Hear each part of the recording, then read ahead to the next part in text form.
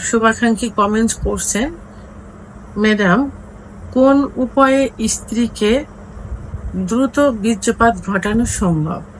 অর্থাৎ তার প্রশ্নের মিনিংসটা হলো কোনভাবে সহবাস করলে স্ত্রীকে দ্রুত বীর্যপাত ঘটানো সম্ভব হবে। তাই এ বিষয়টি নিয়ে এখন আমি আলোচনা করব। দেশের এবং প্রবাসের ভাই বোনদের প্রতি সালাম। আসসালামু আলাইকুম। আমি প্রভাষক ডাক্তার রিক্তা পারভিন, হোমিওপ্যাথি এবং আয়ুর্বেদিক চিকিৎসক। চেম্বার সেবা, হোমিও কমপ্লেক্স অ্যান্ড সেবা ডিজিটাল ল্যাব, উপজেলা মডেল মসজিদের পূর্ব পাশে, শিমুলিয়া, মাগুরা। আজকে খুব সুন্দর একটা কমেন্টসের অ্যান্সার করব, যে কমেন্টসটা অনেক বোন ভাই করে থাকে।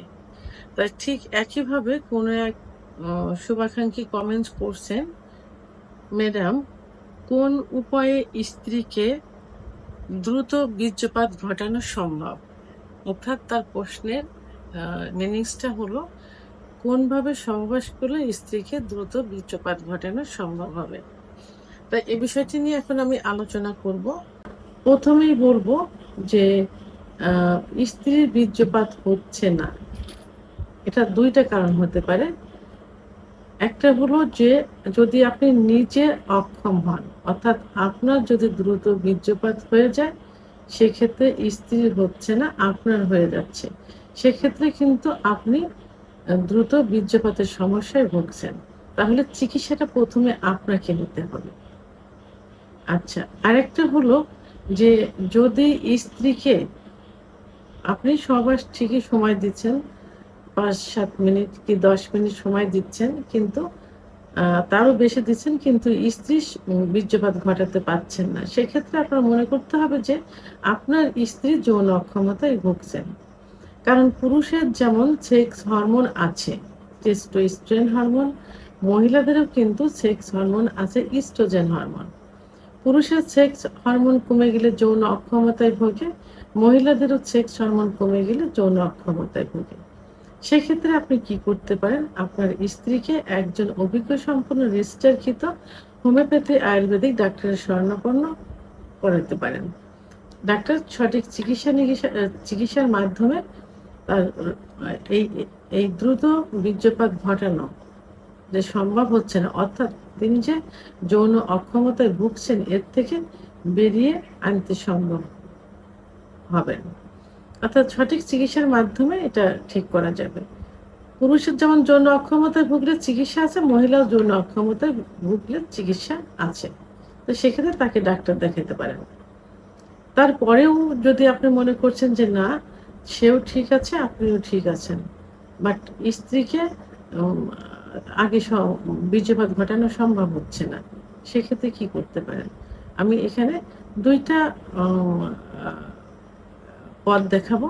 প্রথমত হলো যে আপনি যখন সহবাস করতে যাবেন, তার পূর্বে স্ত্রীকে পর্যাপ্ত পরিমাণ ফোরফেলে আপনাকে করতে হবে।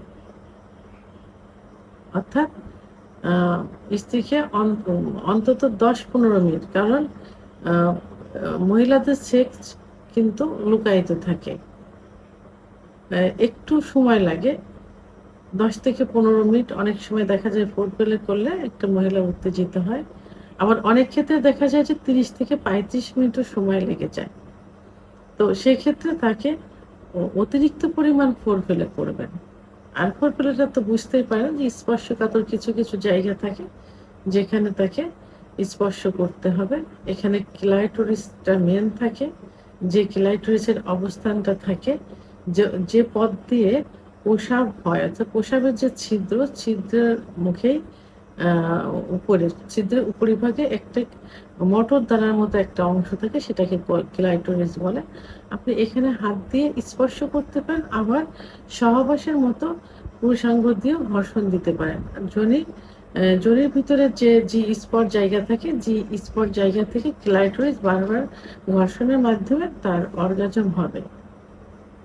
আর অর্গাজম হলে তখন কামরসটা আসবে, জায়গাটা পিচ্ছিল হবে।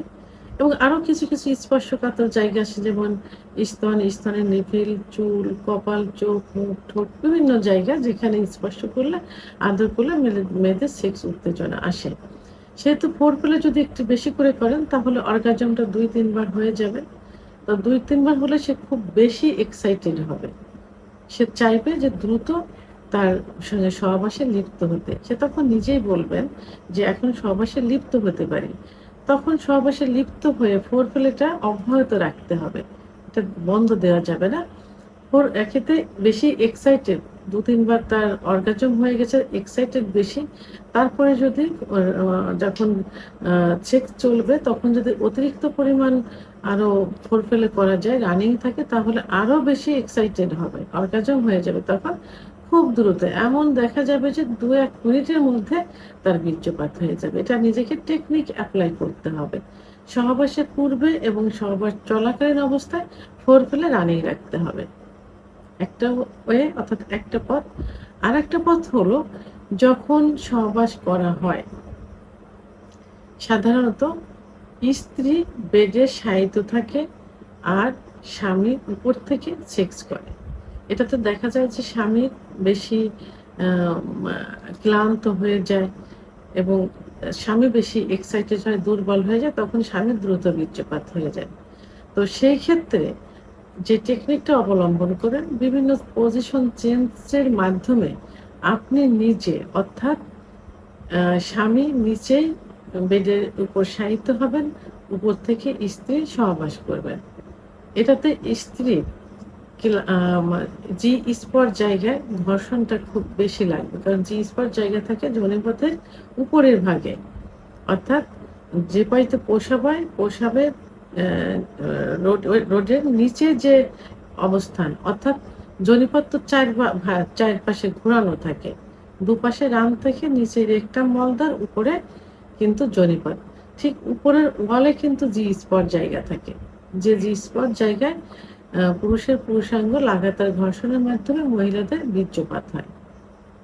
তো যখনই আপনি নিচে শায়িত থাকবেন, স্ত্রী উপর থেকে সেক্স করবে তখন জি স্পট জায়গায় কিন্তু বেশি ঘর্ষণ লাগবে এবং সে তার নিজের একটা শক্তি বল ক্ষয় হবে, ক্লান্ত হয়ে যাবে, দ্রুত বীর্যপাত হয়ে যাবে। সেহেতু স্ত্রীকে দ্রুত বীর্যপাত ঘটানোর জন্য আপনি ২ টি পথ অবলম্বন করতে পারেন। ১ম পথ ফোরপ্লে, ২য় পথ আপনি নিজে বেডে শায়িত থাকবেন, স্ত্রীকে উপর থেকে সহবাস করতে দিবেন। এভাবে ২ টা ওয়ে যদি ঠিকমতো করা যায় তাহলে স্ত্রীর দ্রুত বীর্যপাত হয়ে যাবে।